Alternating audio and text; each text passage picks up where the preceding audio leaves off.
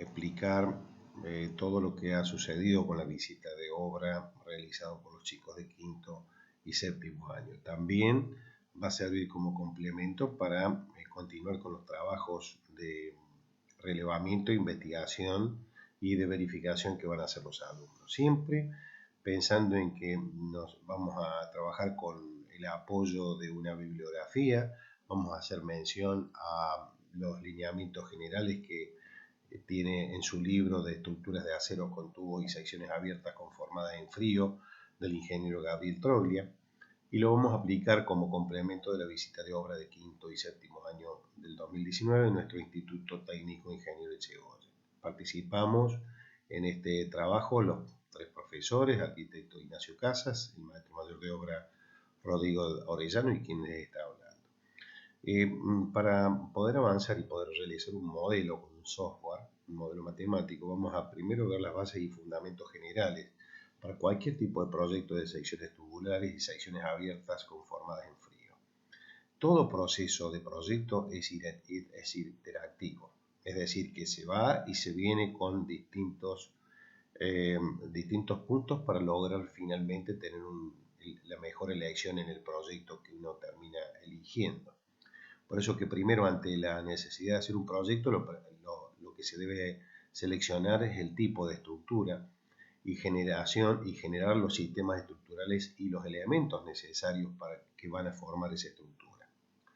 En este caso, nosotros vamos a trabajar sobre el proyecto de un local comercial, que las luces son importantes, estamos hablando de 10 metros, y que tiene cargas moderadas porque tiene un entrepiso que va a estar destinado seguramente a la parte administrativa, y la parte de mayor peso seguramente se alojará en los niveles de nivel de suelo, por lo tanto no hay problema. Nosotros tenemos que seguir siguiendo con el análisis, aparte de lo que tiene que ver con el sistema estructural propuesto, que como decimos es función de las exigencias funcionales, de la estética, de las luces de cálculo, del tipo y magnitud de las cargas, de la clase de material estructural, del tipo de suelo, tecnología disponible, procesos constructivos, presupuestos disponibles también. Es necesario también hablar y hacer un análisis de las cargas de servicios que van a actuar durante la vida útil de este edificio. Luego se debe hacer con esas cargas, se debe hacer con el planteo estructural y las cargas que ya se han determinado, se debe hacer un análisis estructural que nosotros lo vamos a hacer a través de la aplicación de un software de informático específico de cálculo estructural. El cuarto paso sería, una vez que se hace el análisis estructural, que se debe recién ahí, viendo cómo el comportamiento de los esfuerzos en cada elemento, recién ahí se empieza con lo que propiamente se haría el dimensionamiento o verificación de los elementos estructurales y las uniones que uno ha propuesto. Luego se debe hacer la verificación del funcionamiento bajo condiciones de servicio, es decir, esta es la segunda parte de nuestro cálculo, nuestro trabajo, que es determinar las deformaciones, si vibra mucho, si tiene efectos térmicos importantes, cómo se comporta bajo condiciones de servicio, y se debe evaluar el comportamiento de la estructura. Luego, el punto 6, es importante manejar una alternativa, porque cuando uno hace este análisis que estamos viendo de una estructura como la que está planteada en este caso, que en resumen se trata de 6 pórticos paralelos en la dirección paralela a la calle y 2 pórticos paralelos en dirección a las medianeras. Nosotros tenemos que manejar una alternativa que podría haber sido planteada con vigas en vez de vigas de alma llena, podrían haber sido vigas reticulares, entonces, o algún tipo de estructura con elementos prefabricados de hormigón armado. Entonces quiere decir que una alternativa podría haber existido. Luego que se ha decidido cuál es la mejor alternativa, ahí se produce recién el desarrollo final del proyecto y bueno, y se da por cerrado lo que es la parte de proyecto y tenemos que empezar a decir, bueno, la primera etapa, es decir, dijimos que vamos a trabajar con materiales. Sabemos que en este tipo de estructuras nosotros podemos contar con dos tipos de elementos estructurales fundamentalmente. los que están formados por perfiles laminados en caliente y por barras armadas por la unión de chapas planas o la unión de perfiles y chapas planas. Este es el caso nuestro. Estas vigas, que nosotros estamos, o columnas, que estamos viendo aquí, está formada por chapas planas que están soldadas entre sí formando perfiles de sección doble T. Esto responden a una serie de perfiles que es la serie de perfiles laminados con cargas internas paralelas, que son estos que estamos viendo en este momento. Con este tipo de perfil ha sido diseñado y proyectado y armado este local comercial que estamos analizando. Y la otra que sería la parte de lo que son chapas conformadas en frío, de chapas planas o planchuelas, cerradas o abiertas. En este caso son las chapas y perfiles que se han utilizado para la ejecución o la materialización de las correas de los entrepisos y de la cubierta de piso. Estos son perfiles PGC, que se llaman, de hierro negro en este caso. Ya analizaremos un poquito mejor el tema. Y también en este caso hay una combinación con perfiles laminados en caliente también, que son los perfiles U de acero laminado en caliente. Bueno, si seguimos un poquito avanzando con esto, este tipo de estructuras, que se llaman estructuras livianas de acero, tiene determinadas ventajas en relación con como elemento conformado en frío, pero también tiene algunas ventajas con relación a la comparativa con otros materiales como el hormigón y la madera. La ventaja de la estructura con elementos conformados tiene una de las ventajas más importantes, que para luces y cargas moderadas son más livianas que con perfiles laminados en caliente, por ejemplo los perfiles T o los perfiles C. Luego tiene una relación peso-resistencia, como son de pared delgada, son muy livianos, pero a su vez son muy resistentes. Bueno, ¿por qué? Porque aparte se pueden generar distintas secciones. En este caso hemos utilizado chapas para hacer perfiles T o hemos plegado chapas conformadas y hemos hecho perfiles conformados en frío a través del plegado de chapas generando los PGC. Luego, este tipo de perfiles se encastran muy fácil entre sí, lo que permite que el transporte sea muy compacto, es decir, se puede hacer paquetes de perfiles que van atados y unidos, y parece ser que estamos hablando de un elemento súper rígido y pueden ser trasladados sin sufrir modificaciones en su geometría. Aparte, los muros no solo resisten las cargas en su plano, sino que también perpendiculares al mismo, y además sirven como arrastramiento para los efectos sísmicos. En relación con otros materiales también, como el hormigón y la madera, este tipo de perfiles presentan algunas ventajas, por ejemplo la liviandad, la alta resistencia y rigidez, la comodidad de preparación y producción masiva, se produce en fábrica, la velocidad y facilidad para el montaje, los detalles que son mucho más precisos que otro tipo de materiales, tienen menores variaciones volumétricas, no necesita encofrado en la construcción, no se pudre, no es atacado por los insectos, tiene una calidad uniforme en cada sector de los elementos, tiene una facilidad de transporte y manipuleo y además es incombustible. Todo este tipo de proyecto está regulado y en la Argentina hay normas y especificaciones de aplicación estrictas para cada uno de estos proyectos. Por ejemplo, cuando hablamos de tubos con o sin costura, estamos hablando de la aplicación directa del reglamento CISO 302 de los Estados Límites, cuya base es el reglamento AISC de Estados Unidos, de su versión 1977, en su formato LRFD. Para las secciones abiertas conformadas en frío, por ejemplo, todo lo que son los perfiles PGC, los PGU y todos los que forman los perfiles Z, se hace mención directa a el CISO 303 de EL, cuya base es el reglamento AISSI del 2001, también en su formato LRFD, que desde 1946 este reglamento americano estudia el comportamiento de secciones de chapa delgada conformadas en frío. Todo lo que sean uniones soldadas y uniones abulonadas responden al CISO 304 y 305 respectivamente. Hablando de lo que es la seguridad estructural proyectos de este tipo de estructuras, decimos que la seguridad estructural está relacionada con algunos aspectos que tienen que ver primero con la aceptable probabilidad, de que con aceptable probabilidad, digo, permanezca durante toda su vida útil, apta para el uso para el que fue diseñada. ¿Esto qué quiere decir? Que tiene que tener un buen comportamiento en condiciones de servicio. Luego, con apropiado grado de seguridad y confiabilidad, debe resistir durante su ejecución y además su uso todas las acciones de actuación posible. Eso significa que tiene que tener un buen comportamiento de resistencia. Entonces ya vamos viendo que tiene que tener un buen comportamiento bajo las acciones de servicio. Esto se refiere a las deformaciones y desplazamientos laterales y un buen comportamiento de la resistencia de sus elementos.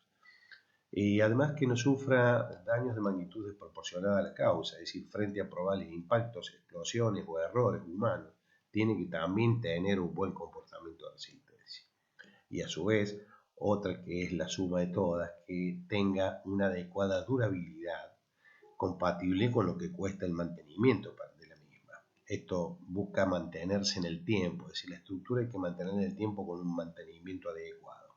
Esto, mantenerlo en el tiempo, y de esa manera se van a poder cumplir las condiciones de comportamiento en condiciones de servicio, que es la primera, la A, y de resistencia, que sería la B. Entonces, si no hay, el costo de mantenimiento tiene que ser compatible para que esto se permanezca en el tiempo.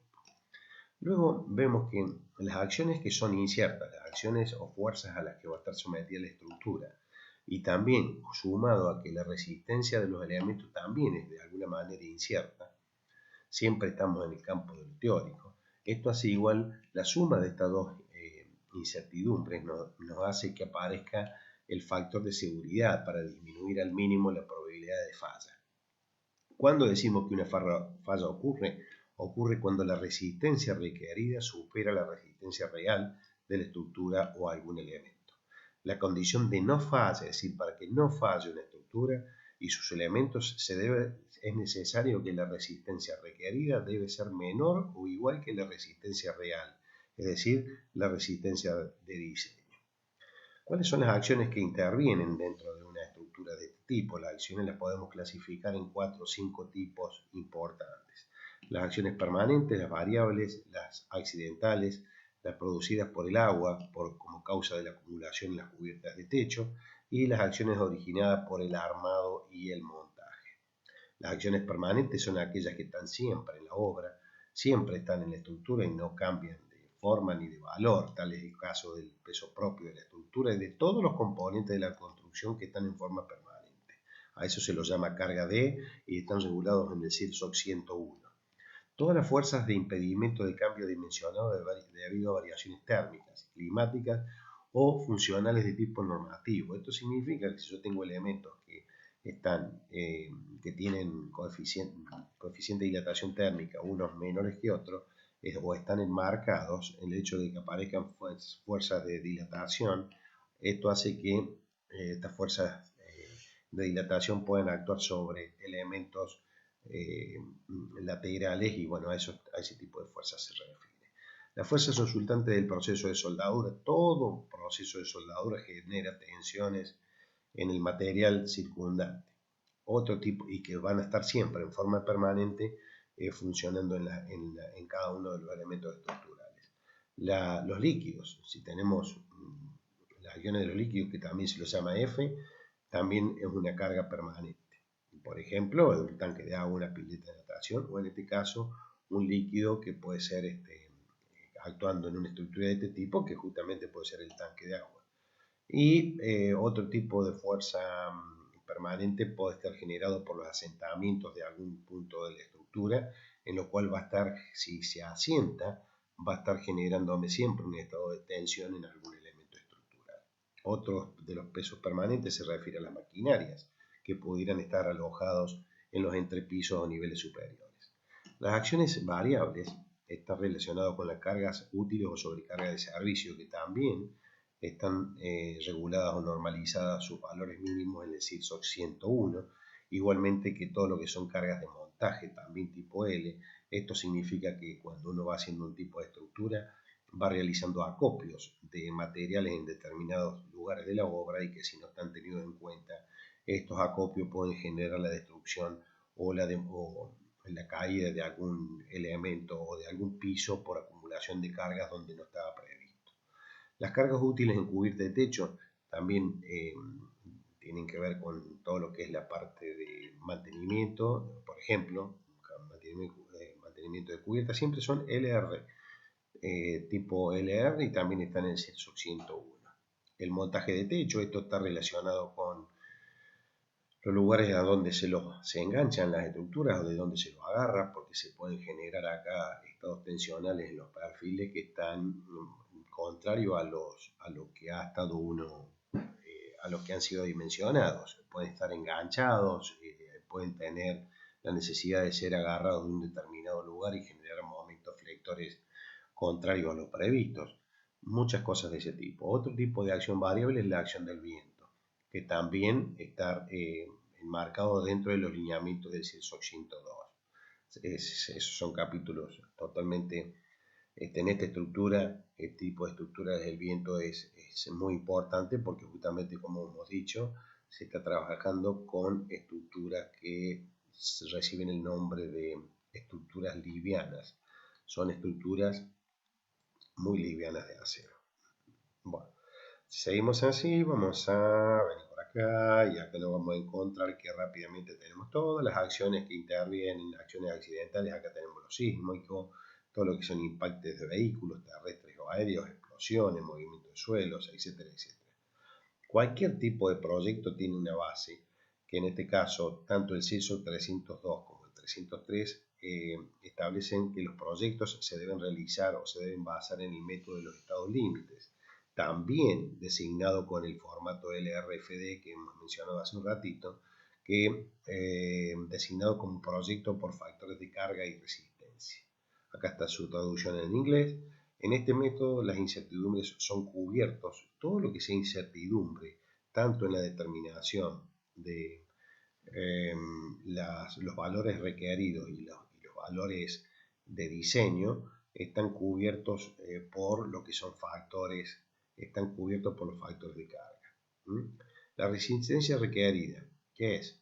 Es la resistencia que presenta la estructura o algún elemento para algún elemento o para que, acá que dice,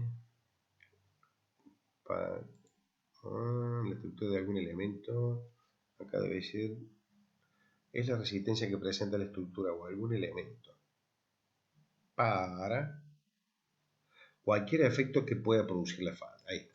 Se determina por un análisis estructural a partir de seleccionadas combinaciones de acciones afectadas por factores de seguridad. Esto tiene que ver con que las combinaciones de las cargas van generando combinación de esfuerzos y cada carga va a ser afectada por un coeficiente de seguridad en función de la naturaleza de la carga.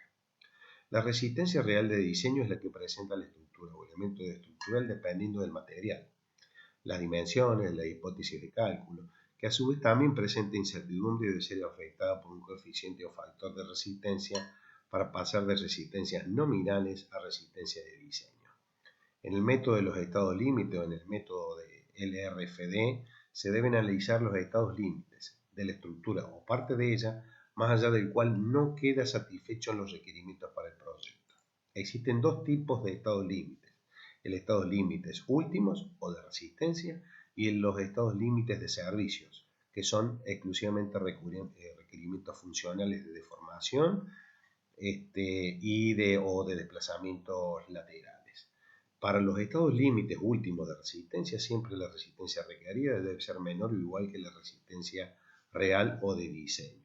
Estas son las combinaciones de carga de acuerdo a la naturaleza que como mínimo se exigen para poder realizar o obtener los esfuerzos en el análisis estructural, y esta es la combinación que como mínimo se deben hacer para hacer la determinación de las deformaciones. Si se analizara, por ejemplo, las deformaciones reales o requeridas tienen que ser menores que las admisibles. O estas condiciones también pueden ser analizadas también de acuerdo a requerimientos propios del comitente y no necesariamente hablando de lo que tiene que ver con lo que fija el reglamento. Por ejemplo, el desplazamiento vertical de una bioinflexión, la longitud dividido 300 es un parámetro que marca el reglamento, pero podría estar condicionado por otras cuestiones propias del proyecto. Para eso vamos ahora, habiendo hecho esta introducción, vamos a ingresar dentro de lo que es el programa que vamos a utilizar para el modelado. Estamos hablando de un software que tiene el nombre de CIPCAD, CIP3D. Este CIP3D nos permite hablar, como todo software, también se permite hacer la configuración de lo que son las normativas utilizadas. Fíjense que acá estamos hablando que en el hormigón se trabaja con el CIRSOL 201-2005. En lo que son aceros conformados, los conformados son los perfiles tubos de sección cerrada o abierta, cerrada con o sin costura. Si es sin costura es porque viene directamente, es un perfil de pared delgada, pero viene directamente laminado en caliente, y si no, se pliega y se suelta. O los perfiles de, como vimos, de chapa, de pared delgada, que son doblados en frío, armados o conformados en frío. Y hemos dicho que la normativa que nos está manejando este tipo de perfilería es justamente la AISI, que es la que hemos visto aquí. Volvemos a nuestras normativas, que son las bases generales del proyecto 300, del CIRSOL 302 y 303. ¿A dónde está? Por aquí, por aquí, por aquí. El 303 dice que para los tubos estamos hablando del AISC.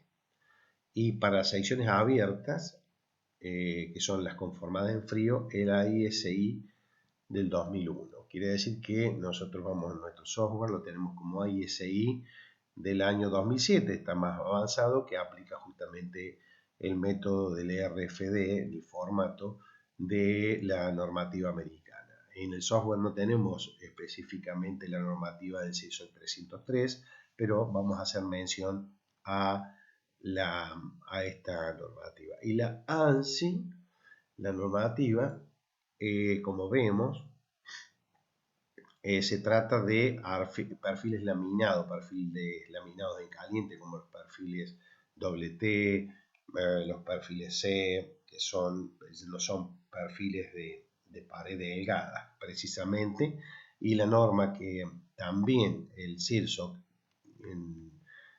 es una copia o una adaptación a la NSI americana. Bueno, dicho esto, decimos que la categoría de uso de nuestro local comercial es de uso general, no va a haber concentración de gente, ni va a ser una playa de estacionamiento. Entonces, sí, acá podemos hablar que los perfiles laminados que se van a utilizar, de la resistencia es la equivalente a un F24, y el acero conformado, que son los perfiles plegados que vamos a utilizar nosotros, o soldados, soldando las chapas, también va a ser un F24. Como una cuestión también a tener en cuenta, las cargas, las acciones. Vamos a decir que tenemos acciones por defecto en el software, que son acciones del peso propio, que ya hemos hablado de ellas. Vamos a hablar de acciones permanentes, que también hemos hablado de ellas, que son las acciones siempre, tanto el peso propio como las acciones permanentes son de naturaleza D, hemos dicho, ¿no? Bueno, entonces le vamos a poner aquí como que son de carga tipo D. Bueno. Otra carga que vamos a tener en cuenta sobre cargas de uso son, como hemos visto aquí recién, hemos hablado de lo que son las cargas. A ver, tiqui, tiqui, tiqui, tiqui, por aquí. Hemos hablado de las cargas y acá está. Las permanentes. Acá están las D. Las sobrecargas de uso son las L. Entonces nosotros venimos a nuestro software y en la parte de las sobrecargas de uso podemos llamarle como Q, pero le editamos y también le vamos a poner que son del tipo L de acuerdo a nuestro reglamento. Bien. Otra carga que podría ser la temperatura, también son de tipo temperatura. Los vientos son de, si hacemos hipótesis de viento en la dirección X, por ejemplo, ya lo vamos a ver, estas son de naturaleza que se les llama W, ahí va, por ejemplo. Luego la carga sísmica, si tuviésemos el sismo, ¿dónde está el sismo? Aquí está, sería de, se la llama como carga G. Ahí está. Listo. Ahí tenemos las cargas. Bueno, lo que vamos a hacer, el software nos presenta dentro de lo que es su formato habitual, nos habla de perfiles. Vamos a ver qué es esto. Ahí está. Bueno, lo primero que nosotros vemos que se ha definido dentro de este trabajo dos niveles para trabajar. El nivel de 350 y el nivel de 650. Entonces vamos a generar el primer pórtico dentro de lo que es los perfiles que estamos utilizando nosotros, que dijimos que son perfiles armados de chapas de acero laminado. Las chapas pero son soldadas, o sea, se suelda dos chapas, se le suelda un alma vertical. Este tipo de perfil es el perfil armado o perfil T o I o W, que son estos que están aquí, que ya les hemos compartido las tablas. Acá están, ¿ven? En este caso un perfil I, así se llama, de caras paralelas. Este perfil vamos a elegir que era un perfil de acuerdo al relevamiento que se hizo.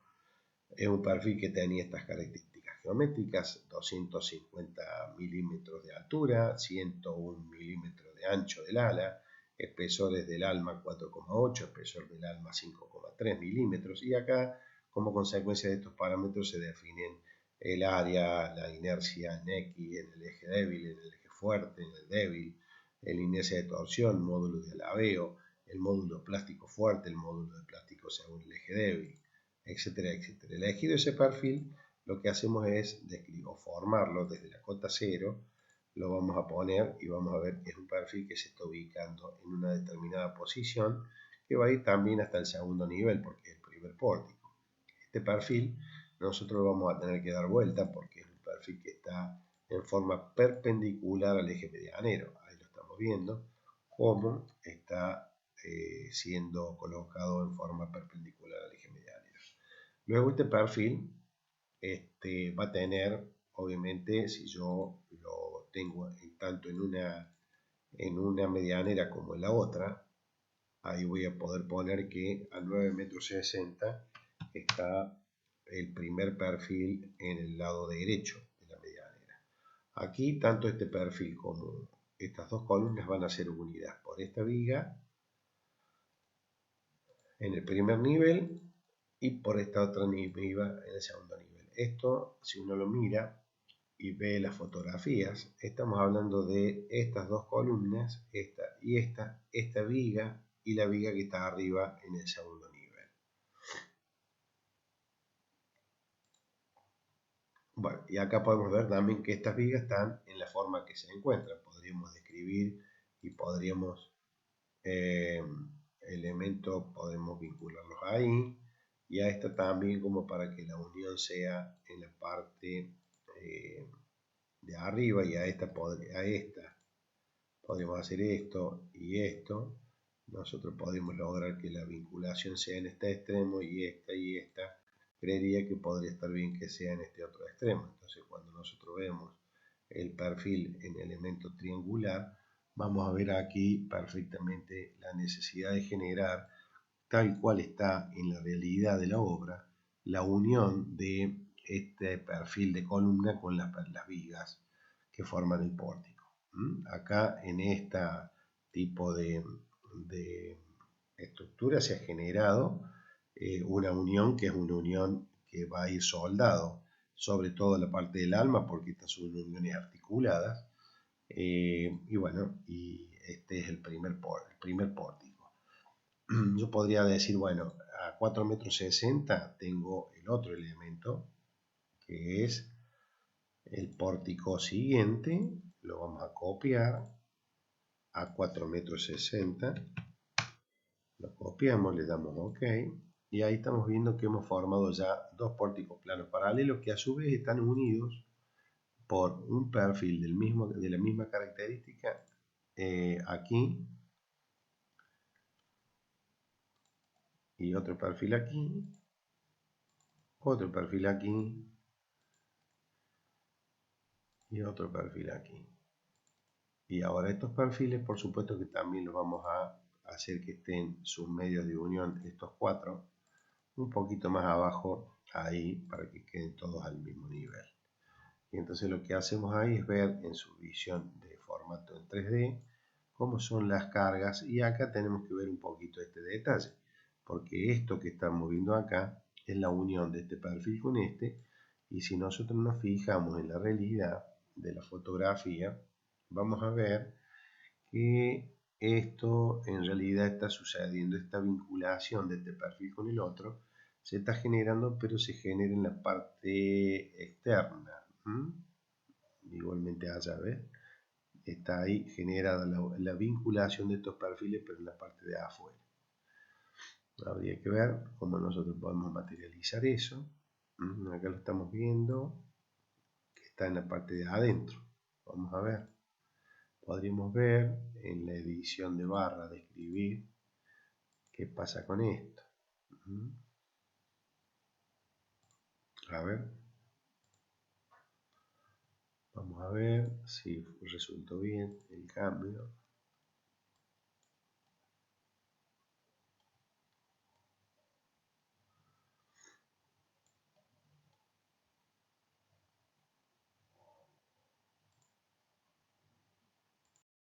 Habiendo hecho esto, lo que podemos hacer es directamente ahora utilizar, ya teniendo este módulo armado de la estructura principal, la tenemos armada la estructura.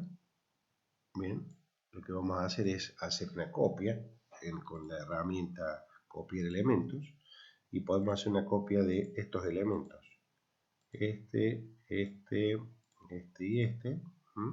Hacer una copia desde un punto de referencia que puede ser este, como son todos los pórticos iguales, y vamos a hacer 2, ahí tenemos 3, 4, 5 y 6. Ahí tenemos prácticamente toda la estructura principal armada en los dos niveles.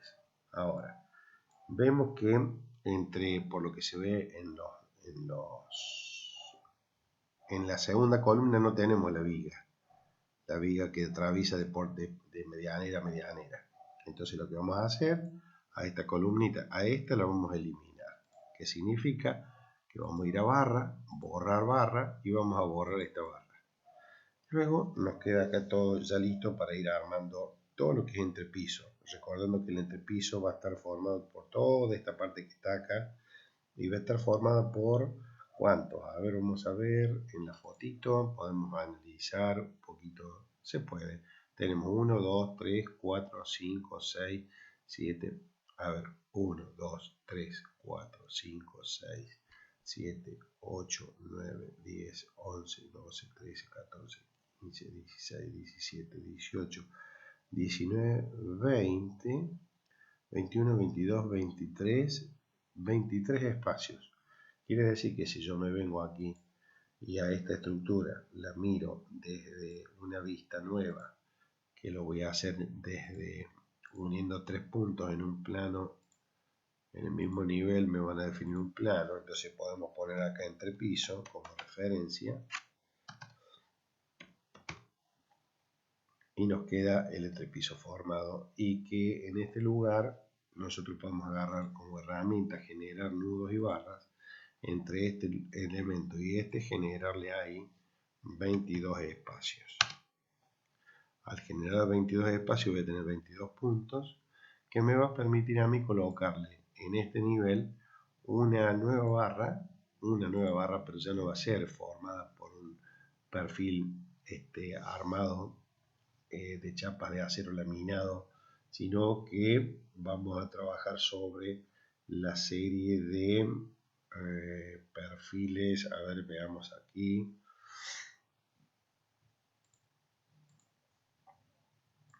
Vamos a utilizar la serie de perfiles.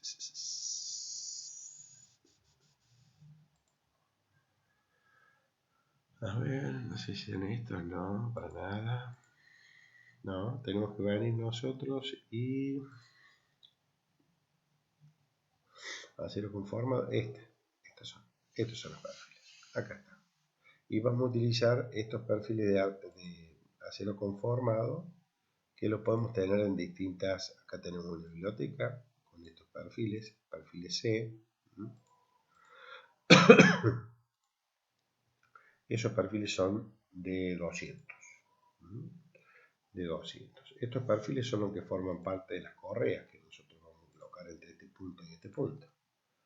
Entre este punto y este punto. Si yo me voy a ver la vista en 3D, voy a ir viendo que se va colocando obviamente estos perfiles que están, vamos a ver, en 3D, y acá estamos viendo los perfiles que estamos armando nosotros aquí.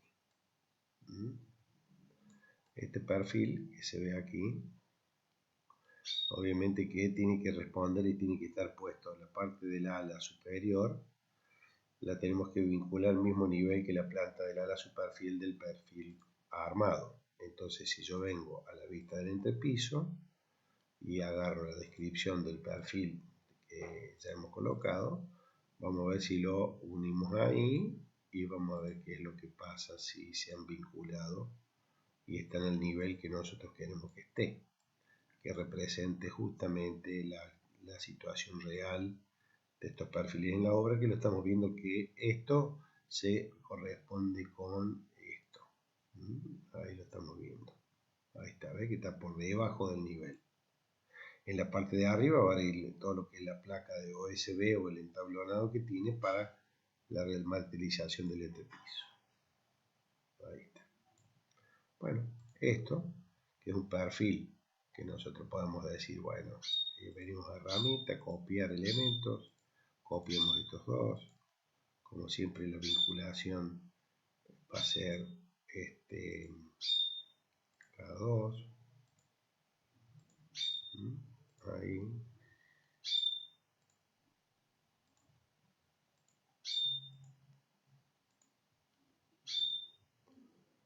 Bueno, acá he pasado un nudo de más. Y ahí vemos que, obviamente, que cómo se va materializando el entrepiso. Ahí está. Tal cual se está realmente en la obra. Perfecto. Luego, esto, volvemos a poner elementos copiar, porque en definitiva estos elementos que estamos viendo acá son los mismos que están en todo el entrepiso. Entonces lo vamos a copiar de acá a aquí. Como son simétricos, y lo copiamos de acá a aquí, son simétricos, y ahí vemos que nuestra estructura se va armando de esta manera. Ahí está. Perfiles C, y ahí va formando la estructura de referencia. Bueno. Otro de lo que tenemos que hacer es formar al revés en la cubierta. Vamos a ver si tenemos alguna fotografía que nos permita determinar o saber. A ver si podemos ver la cantidad de perfiles que tiene en la otra dirección. Acá lo estamos viendo. Y yo tengo 1, 2, no, a ver.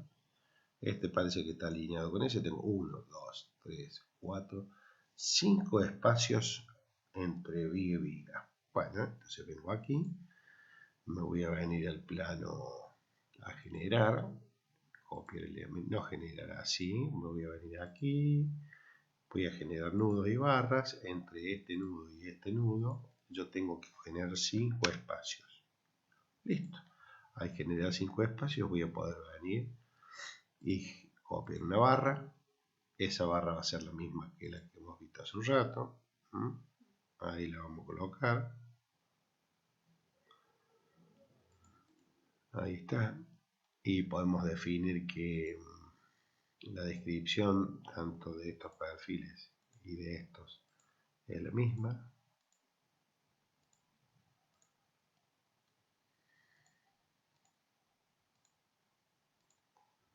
Ahí está.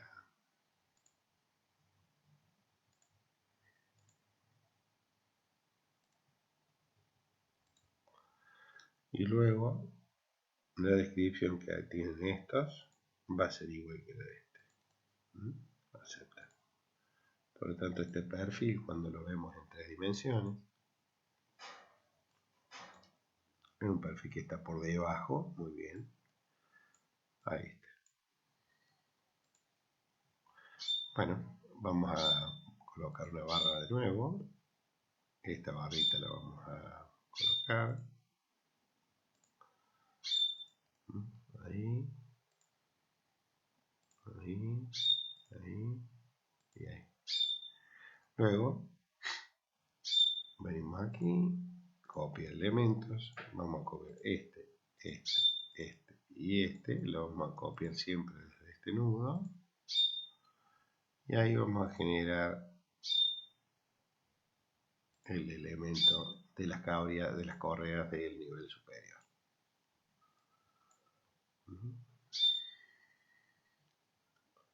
Ahí está. Bueno, acá tenemos un problema que tenemos que esto meterlo hacia adentro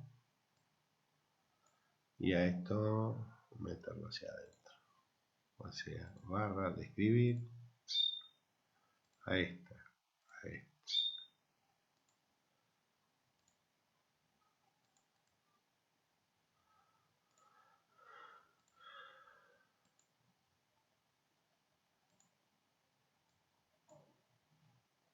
Ahí está. Bueno.